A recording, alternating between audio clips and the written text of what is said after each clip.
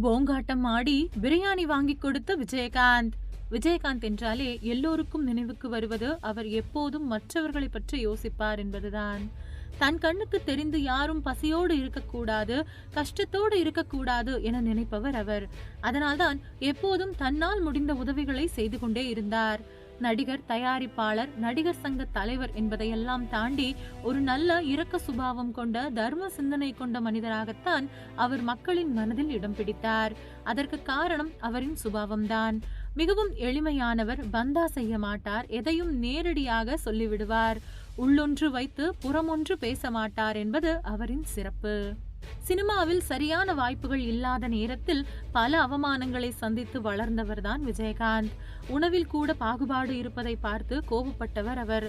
இதனால்தான் நாம் வளர்ந்து பெரிய நடிகரான பின் எல்லோருக்கும் ஒரே மாதிரி சாப்பாடு போட வேண்டும் என முடிவெடுத்தார். அதை செய்தும் காட்டினார். படப்பிடிப்பு மட்டுமல்ல, தீநகரில் இருந்த அவரின் அலுவலகத்தில் எப்போது போனாலும் யார் வேண்டுமானாலும் சாப்பிடலாம் என்கின்ற நம்பிக்கையை கொடுத்தவர் அவர். சினிமாவில் கஷ்டப்பட்ட உதவி இயக்குநர்கள் மற்றும் சின்ன நடிகர்களின் பசியை பல நாட்களில் போக்கியவர் அவர்தான். சினிமாவில் வளர்ந்த பின்பும் மட்டுமல்ல, சினிமாவுக்குள் நுழைவதற்கு முன்பும் அவர் அப்படித்தான். தீநகரில் உள்ள ரோஹிணி விடுதியில் நண்பர்களுடன் தங்கி சினிமாவில் வாய்ப்பு தேடி வந்தார்.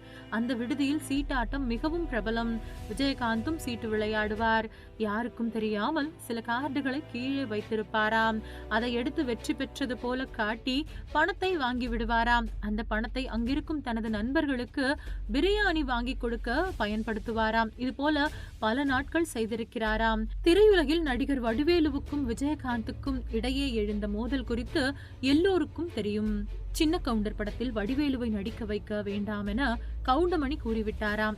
இதை வடிவேலு விஜயகாந்திடம் சொல்ல இயக்குனரை அழைத்து இந்த படம் முழுவதும் எனக்கு குடைபிடிக்கும் வேடத்தை இவருக்கு கொடுங்கள் என சொல்லியதோடு அவருக்கு நல்ல வேஷ்டி சட்டைகளையும் விஜயகாந்த் வாங்கி கொடுத்திருக்கிறார்.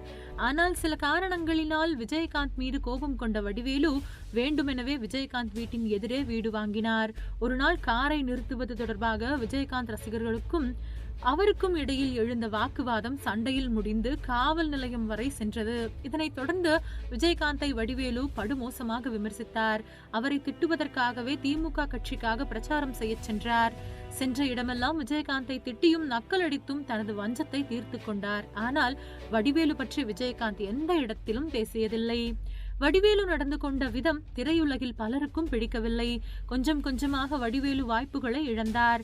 அதோடு இம்சையரசன் படத்தின் 2ஆம் பாகத்தில் ஏற்பட்ட பிரச்சனையில் அவருக்கு ரெட் கார்டும் விதிக்கப்பட்டு சில வருடங்கள் படங்களில் நடிக்காமல் இருந்தார்.